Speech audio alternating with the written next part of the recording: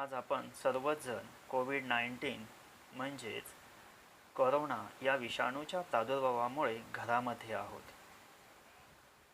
शासनाने वेळोवेळी दिलेल्या ज्या काही गाईडलाईन्स आहेत त्या सर्वांचं पालन आपण काटेकोरपणे करायचं आहे. घरी राहा आणि सुरक्षित राहा. या वेळेचा सदुपयोग व्हावा यासाठी मी आपणासमोर आज गणितातील एक घटक घेऊन येत आहे.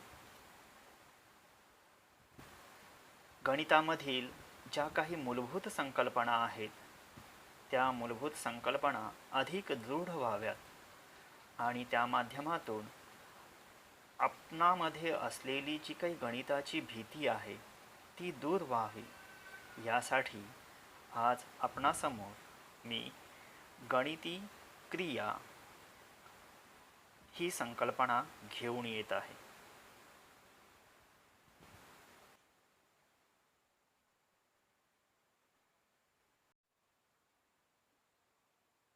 गणिती क्रिया.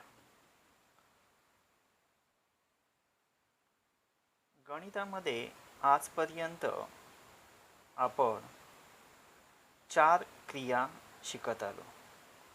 पहिली बेरीज, वजाबाकी,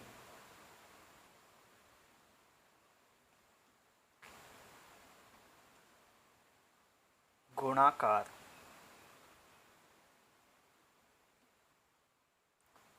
आणि 4 भागाकार.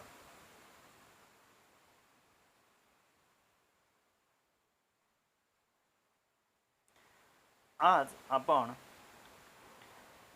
यामधील 3 क्रियांचा दृढनिश्चयीकरण करणार आहोत. त्यासाठी पहिल्यांदा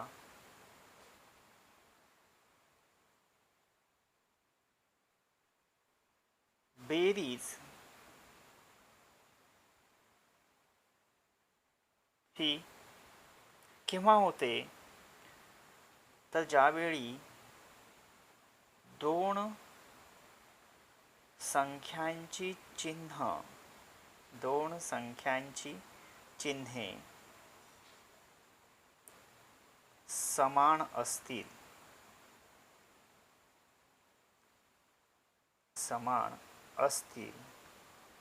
अशा वेळेला बेरीज, दोन संख्यांची बेरीज होते. वजाबाकी केव्हा होते तर दोन संख्यांची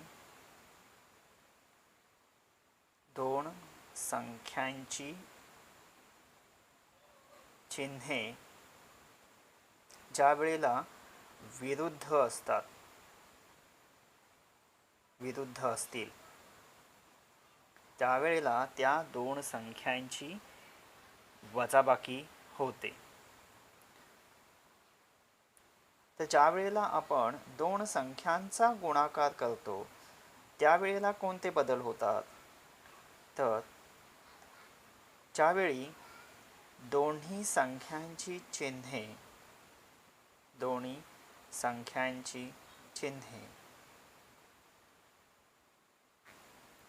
समान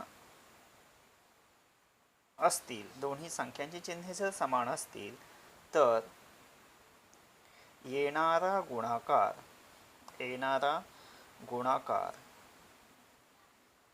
हा धन असतो, दोन धन असतो.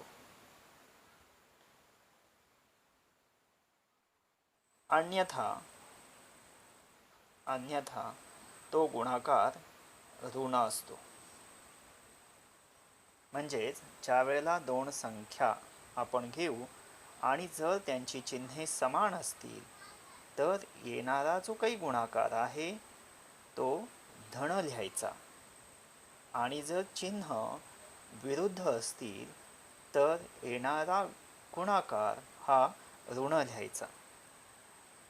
या 3 मूलभूत संकल्पना आणि त्याविषयी असणाऱ्या ह्या ज्या काही अटी आहेत या लक्षात जर घेतल्यात तर तुम्हाला कोणत्याही दोन संख्यांमधील बेरीज, वजाबाकी आणि गुणाकार करण्यासाठी अडचण येणार नाही.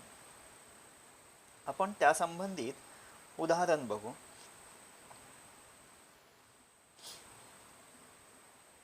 संख्या पहिली, संख्या दुसरी आणि जर त्या दोन संख्यांची बेरीज होत असेल तर बेरीज किंवा वजाबाकी होत असेल तर वजाबाकी करायची आहे आणि त्याच दोन संख्यांचा गुणाकार. या पद्धतीनं सारणी मांडून घ्यायची आणि या संकल्पनांचा सराव करायचा आहे. तुम्ही संख्या घेताना प्रथम एक अंकीच घ्या. त्या संख्या घेताना धन घ्या, ऋण घ्या, ऋण धन घ्या. जशा तुम्हाला मनात येतील त्या पद्धतीनं संख्या घ्यायच्यात. उदाहरणार्थ संख्या पहिली 2, इथे दुसरी मी ऋण घेतली. संख्या पहिली ऋण घेतली, इथे सुद्धा ऋण घेतली. तिसरी संख्या इथे मी ऋण घेतली, या ठिकाणी धन घेतली. किंवा इथे मी धन घेतली, इथे सुद्धा धन घेतली. या पद्धतीनं तुम्ही एकूण 10 संख्या रोज घ्यायच्या आहेत. आता यांच्यामध्ये क्रिया कशी होणार तर नियम काय सांगतो, जर दोन संख्यांची चिन्ह विरुद्ध असतील तर त्यांच्यामध्ये काय होते, वजाबाकी होते. मग इथे बघा, पहिली संख्या आणि दुसरी संख्या या दोन संख्यांची चिन्ह विरुद्ध आहेत, म्हणजे यांची काय होणार तर वजाबाकी होणार. मग वजाबाकी कशी होणार तर 2 वजा 3, म्हणजे 2 ही लहान संख्या आहे आणि 3चा विचार केला तर 3 ही मोठी आहे, म्हणजेच परंतु 3ला ऋण चिन्ह आहे. म्हणून या ठिकाणी 2 व वजा 3 यांची वजाबाकी वजा 1 येईल आणि याच दोन संख्यांचा गुणाकार, ज्याप्रमाणे अट दिल्याप्रमाणे जर दोन्ही संख्यांची चिन्ह विरुद्ध असतील तर येणारा गुणाकार ऋण येतो, म्हणजेच 2 गुणिले वजा 3 यांचा गुणाकार वजा 6. दुसरं उदाहरण बघा. इथे दोन्ही संख्यांची चिन्ह समान आहेत, म्हणजे दोन्ही संख्यांची जर चिन्ह समान असतील तर त्यांची बेरीज होते, म्हणजे ती किती येणार तर वजा 7. दोन्ही संख्यांना ऋण चिन्ह असल्यामुळे ऋण चिन्ह येणार आणि त्यांची बेरीज 7.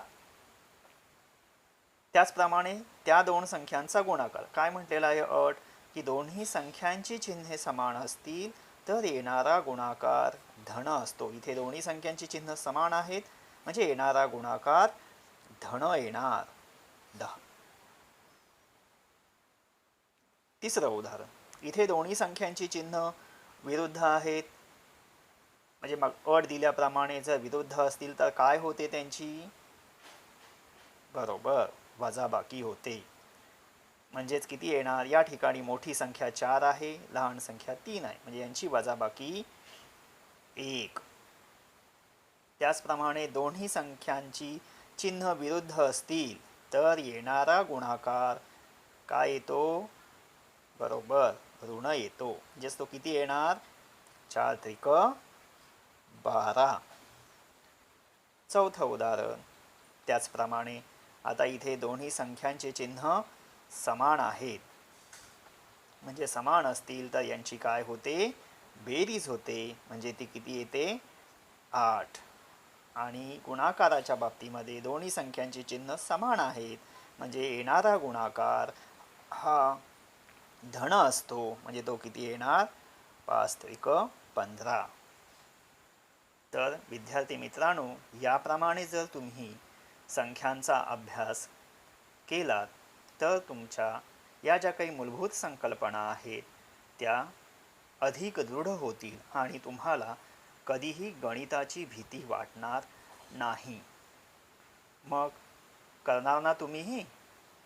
याप्रमाणे रोज 10 संख्या घेऊन तुम्ही सारणी तयार करा आणि तुमच्या घरातील मोठ्या भावाकडून किंवा तुमच्या पालकांकडून तपासून घ्या, जेणेकरून आपली गणिताची भीती पूर्णपणे निघून जाईल.